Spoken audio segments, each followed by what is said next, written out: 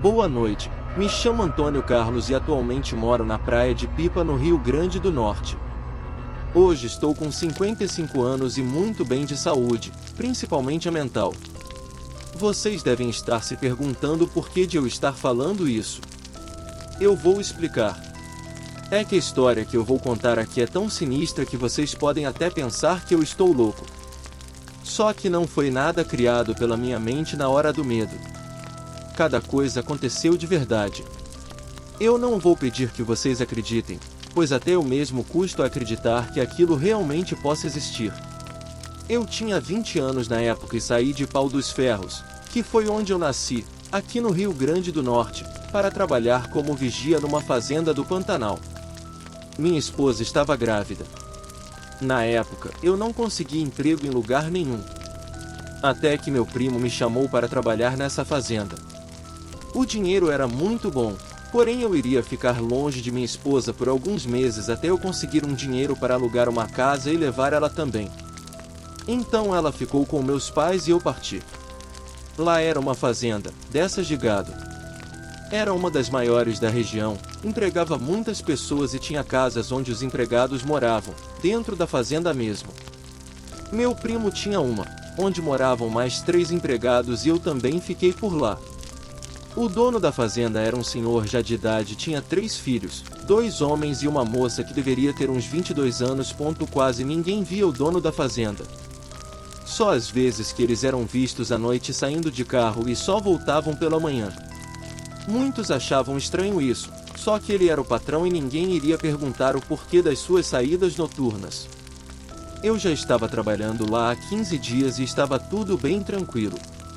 As noites eram frias e calmas e nunca acontecia nada demais. Até que o meu primo me falou: Antônio, aqui tem uma regra que você vai estranhar um pouco. Que regra? Eu perguntei. Ele começou a explicar. Sempre quando faltam apenas 5 dias para o final do mês, nós que viajamos à noite. Não trabalhamos até o amanhecer, como fazemos normalmente. Ficamos até perto da meia-noite. Então entramos e não é mais preciso sair. Até que amanheca. É uma espécie de folga? Perguntei. Não são ordens do patrão. Quando eu cheguei aqui também estranhei, mas agora já estou acostumado. Ninguém aqui pergunta o porquê, mas na primeira noite das 5 você logo entenderá o porquê do patrão não deixar ninguém vigiando. Confesso que não entendi bem essa regra da fazenda, mas também não reclamei. Seria uma boa folga. E eu iria obedecer, mesmo que não tivesse entendido muito bem.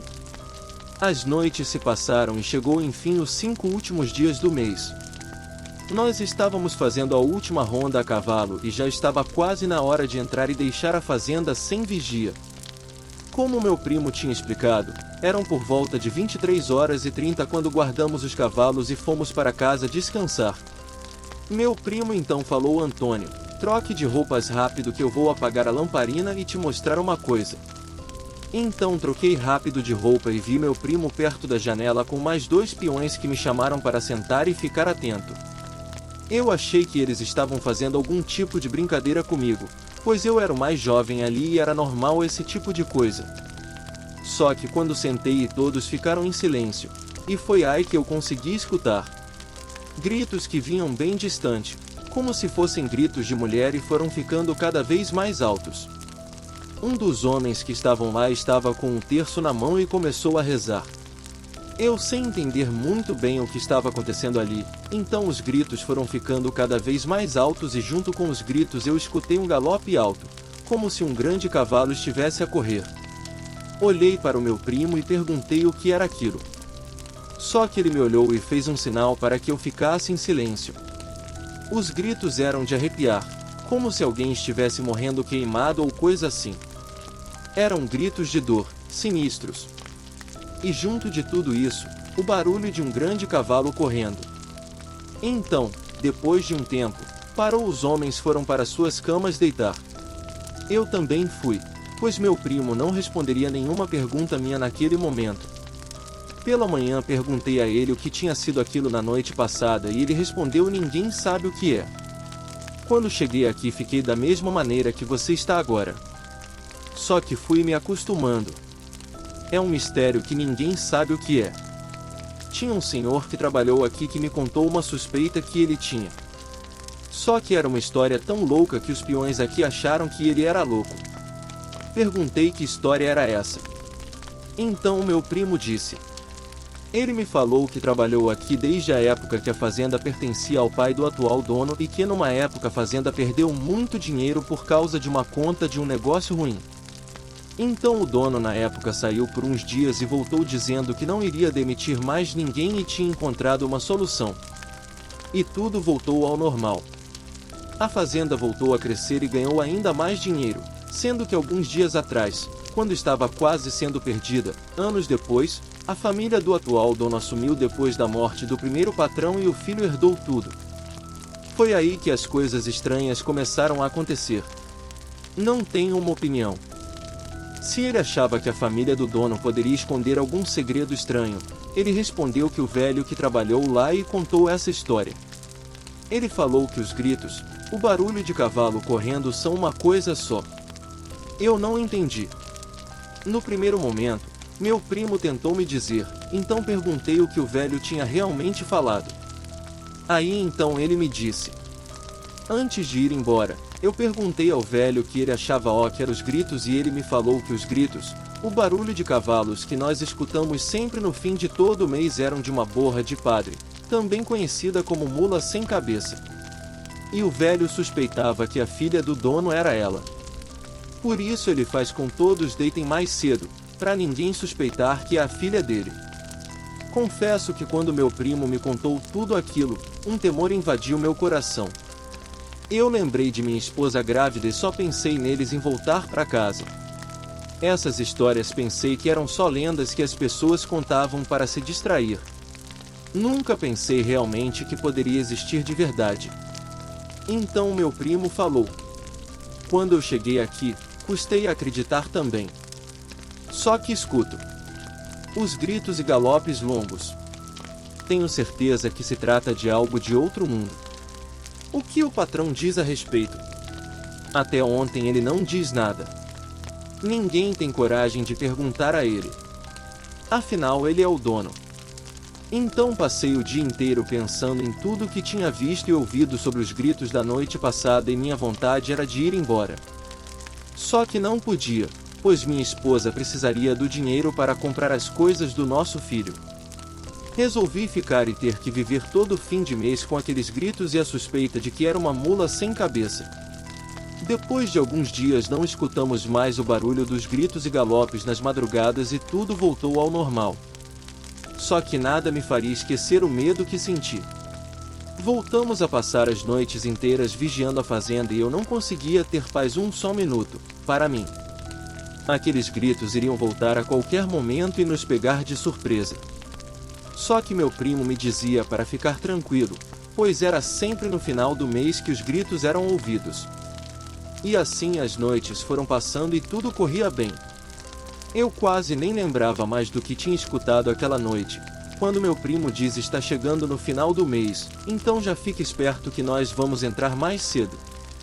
Quando ele disse isso eu já desanimei, pois o pesadelo nas madrugadas logo estaria de volta. Nós estávamos fazendo a última ronda a cavalo quando olhei no relógio e já estava perto de meia-noite. Então guardamos os cavalos e fomos caminhando com outros 2 peões. Quando vimos um homem que cuidava da retirada do leite das vacas sair em direção da estrada. Todos acharam estranho, pois ninguém nunca ficava do lado de fora em finais do mês por conta desses malditos gritos que assombravam o lugar.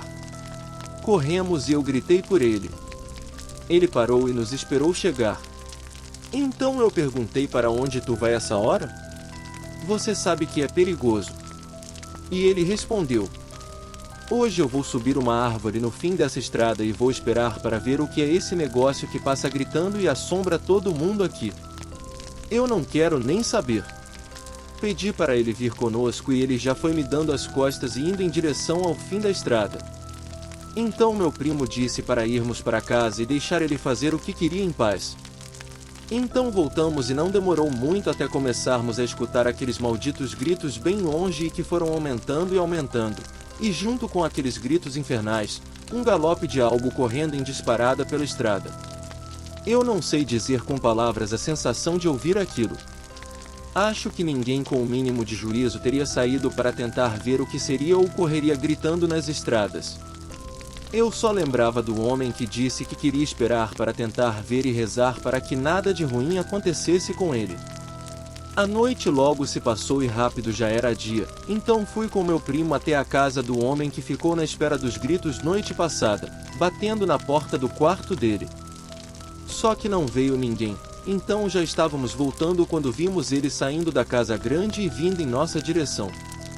Então perguntei como tinha sido a noite passada.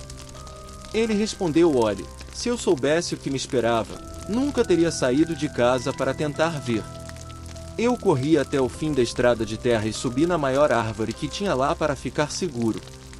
Então fiquei lá esperando aqueles gritos chegarem e nem demorou muito não. Apontei a arma na direção da estrada e esperei o capeta aparecer, só que junto com os gritos veio um galope alto, como se um cavalo muito grande tivesse vindo para cima de mim. Foi então que um clarão começou a iluminar a estrada e os gritos foram ficando mais altos e o galope já estava em cima de mim quando vi o que era realmente. Se tratava de um grande cavalo, só que tinha um clarão como fogo e quando vi aquilo nem para atirar eu tive coragem. É um negócio horrível, que passou correndo bem embaixo da árvore que eu estava e iluminou tudo, aquilo que eu vi correndo à noite. Com certeza era uma borra de padre ou também conhecido como mula sem cabeça. Fui até o dono da fazenda. Pedi as contas ainda agora e ele me perguntou o porquê, só que preferi não falar nada, só disse que iria voltar para a família e sair.